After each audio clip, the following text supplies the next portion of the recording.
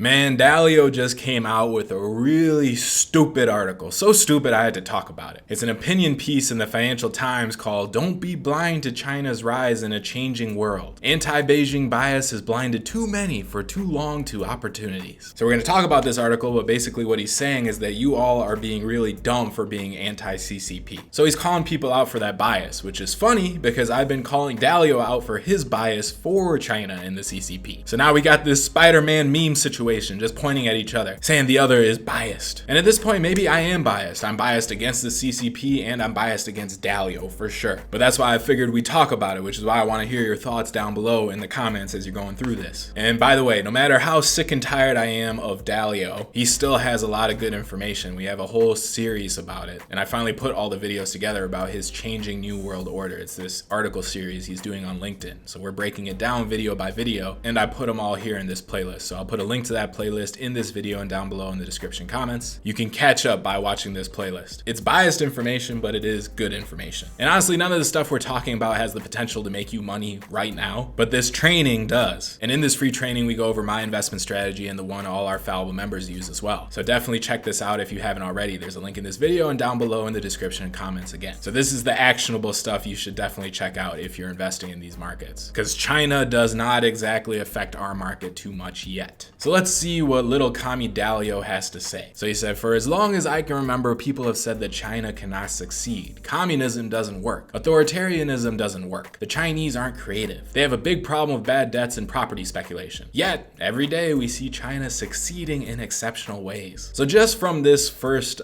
paragraph, are we saying that we're cool with authoritarianism? Like we're just cool with dictators? Is that what it is? Dalio doesn't believe in democracy anymore? And China doesn't have bad debts and property speculation? Let's keep reading. China's achieved some of the world's lowest COVID-19 case rates. Oh, good, because they had a head start on everyone else, didn't they? After they released that CCPV. Surprise, surprise, they're doing the best. Over the past year, its economy grew at almost 5%, if you can believe the numbers, because everything coming out of there is fake anyway, without monetizing debt, while all major economies contracted. China produces more than it consumes and runs a balance of payments surplus, unlike the US and many Western nations. This year, nearly half the world's initial public offerings will be in China, including Ant Financial's $30 billion listing, the world's biggest ever. Even Tesla's best-selling Model 3 car may soon be made entirely in China. Well, maybe not with the recalls that the government is forcing Elon to make. The world order is changing, yet many are missing this because of persistent anti-China bias. China's extraordinary performance isn't new. In fact, apart from the 1839 to 1949 century of humiliation, oh my god, that sounds like a terrible time, it has historically been one of the world's most powerful countries and cultures. Just over the past 4 decades, its economic changes have been remarkable. Whatever criticisms you may have about Chinese state capitalism, you cannot say it hasn't worked, even if you strongly disagree with how Beijing has done it. And if you're thinking about stuff like the Uyghurs right now, oh, don't worry, Dalio kind of not at all addresses that later. Strongly disagree with how Beijing has done it. Yeah, Hong Kong, anyone? When I first visited China 36 years ago, I would give $10 pocket calculators to high-ranking officials. They thought they were miracle devices.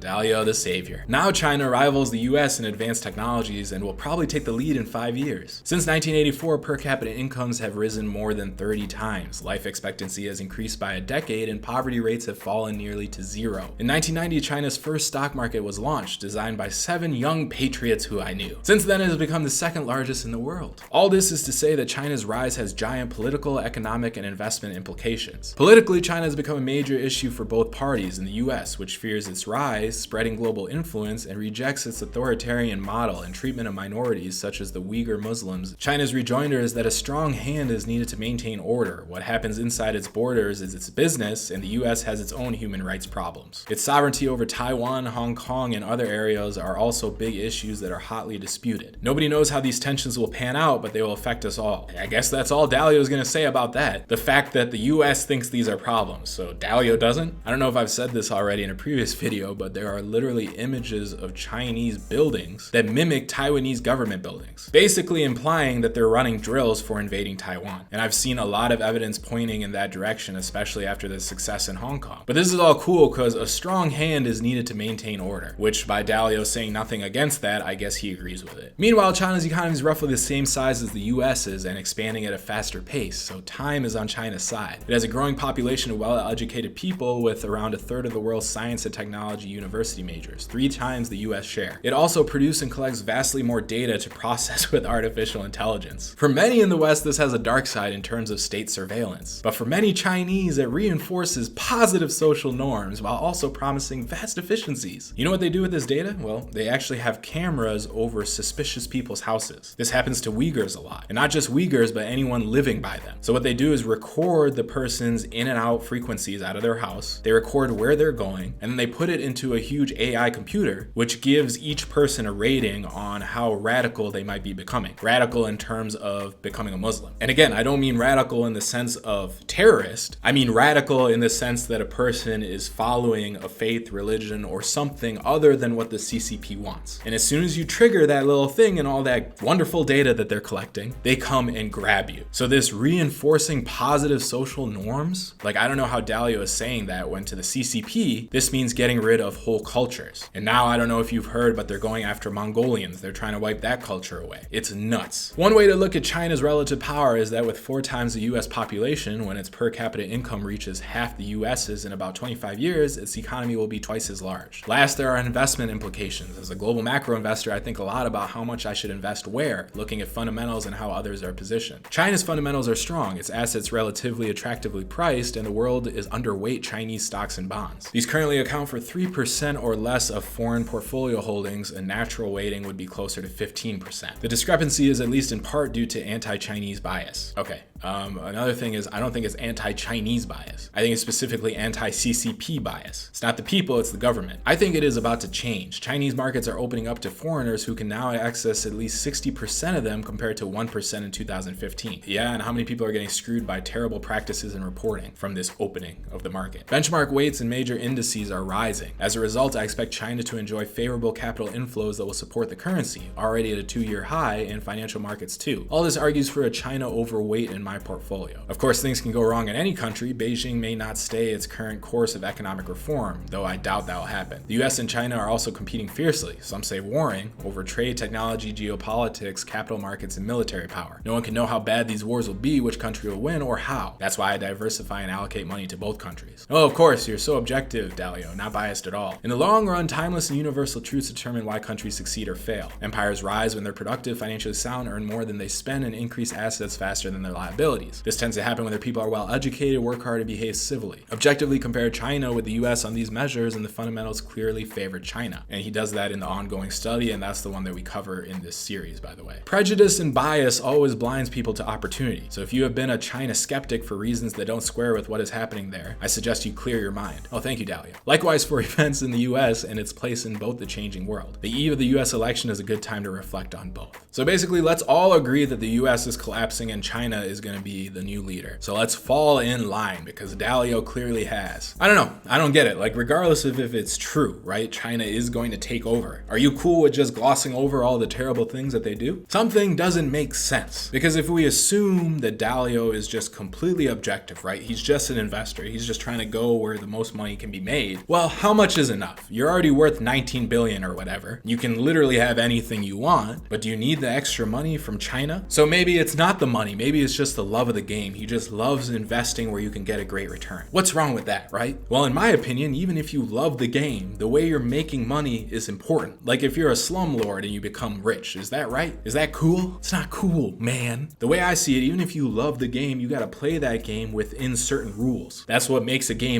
rules. Would basketball be the same if you didn't have to dribble? Well, I guess LeBron doesn't have to dribble, he travels all the time. But think about just like capitalism. It would eat itself alive if we didn't have laws in place. If we didn't say, no, you can't do this because that's wrong and then this is right. So play within these rules and make as much money as you can. Now, of course, sometimes the rules are too restrictive and we change them and there's all these nuances, but generally that's how it works, right? Because otherwise companies would be feeding poison to people because it increases their profits and there'd be no rules or regulations against that. So shouldn't we be putting in rules where maybe we shouldn't be dealing with China when they're doing terrible things? There's a reason why we reject their authoritarian model and their treatment of minorities and their strong hand to maintain order, and why we support Hong Kong. Freedom is still important, right? I think there's a tweet here actually where I saw this article in the first place from Bill Bishop. He says that this Ray Dalio argument is the perfect encapsulation of what Beijing wants, and a sign of what we should expect to be intensifying efforts from Wall Street to pressure the US government, either a Trump or Biden administration, but especially a Biden one, to ease off so capital can flow into the massive opportunity they see in China. And Beijing policymakers, led by Liu He, who has made more than one Wall Street chieftain see stars, will do everything to encourage this. It's almost like these Wall Street guys like Dalio are being played. They're thinking about money purely, if that's what it is, while the CCP is thinking about total dominance over the world. And then you got these idiots like Dalio playing right into their hands. But it's not just Dalio, it's like the NBA, it's Disney, it's all these huge companies that will not give up the China thing, and it's all for money in the end of it. Disney, for example, just recently there's a lot of controversy around Mulan, their live action remake. Now the cartoon version is actually my favorite Disney movie, but I knew this live version was going to be terrible just from like a preview, and all their live action are pretty terrible. But the original controversy was the lead actress is Chinese, and she came out and spoke up against Hong Kong. So everybody was like, boycott the movie, and then they had to push the movie back. Now in that case, when a person speaks out and they're Chinese, I'm sure there's a lot of pressure from the government that says, hey, you better say this or we're going to make you and your family disappear. That's how the CCP runs things. So I don't necessarily blame the Chinese citizen for saying what the government wants them to say. That's the strong hand of rule, or the strong hand to maintain order. But the second controversial thing came when Disney was reported to have actually filmed near all the internment camps, the camps where they keep the Uyghurs, the re-education camps. Sorry, that's what they call them, right? Just re-educating them so they could fit into Chinese society just a little bit better. So Disney filmed around there and then thanked the security forces that run those camps for letting them film. So basically saying, hey, we don't care about any of this stuff. You could harvest these people's organs, whatever. Let us film and make our money. And this is why billionaires and capitalism gets a bad name. And it's just annoying because you think, Dalio wasn't a big name until he went on this big media spree these last few years with his principles books and everything. He came in Gary Vee interviews. He has an interview with P. Diddy. Now he's this big guy, and you start to think, hey, did he do all of this? Was this all a big plan so he could eventually help China become better off? Like, why at that point are you using your power to do that? And I made another video that I know a lot of people didn't see thanks to the YouTube algo, but it was about Warren Buffett's dark side. Because it's not just Dalio that does stupid things like this. Buffett does too. Comes off as this friendly grandpa. Oh, he's such a great guy. He's donating all his money to the Giving Pledge. But do you know what he does while he's alive to make his returns? He pushes through a lot of legislation that ends up benefiting him and his companies while at the same time screwing over tons of people. And that video goes through a lot of examples. It's called Is Warren Buffett an Evil Monopolist? Which he kind of is. Just a few examples, the way he buys up trailer parks and raises the prices, kicking out all the people who now can't afford it. And again, it's not him specifically doing it, but it's his company. Another thing that he helped push through made sure that people in rural areas will never get high-speed internet unless something big changes. So he uses his power and influence to help him make more gains. Because I get it, he loves the game. But Buffett has won the game, and at this point, instead of doing a stupid giving pledge, why don't you use your power to find all those things that are wrong that you usually profit off of, but actually fix them? Because you have the power and ability to do that too. But I guess it's a trend I'm seeing with these big successful guys that you love the game so much, you win the game, and then you keep playing it until you become a bad guy. Good counterexamples are Bill Gates, which I know a lot of people on this channel actually hate and think he's trying to kill everyone with vaccines. But in my opinion, I think he's actually doing just a little bit of good. Another example is John Arnold, the greatest energy trader ever, made billions of dollars, and then just walked out of Wall Street when he was like 39 and became a full-time philanthropist. Now he's using that genius brain of his to help. I'll make a video about him soon. So really, I guess there's two ways you can go when you're a super rich billionaire that's super successful. And the truth is, Dalio could just shut up about all of this. He wasn't a household name when he made all his billions of dollars. He could continue to just be unknown and do his China business without talking about it so much. So what's the real goal here? Why would he put himself in a potential line of fire if relations between the US and China get really bad? And then at that point, when everyone is pointing out people that are CCP sympathizers, Dalio is going to be first in line.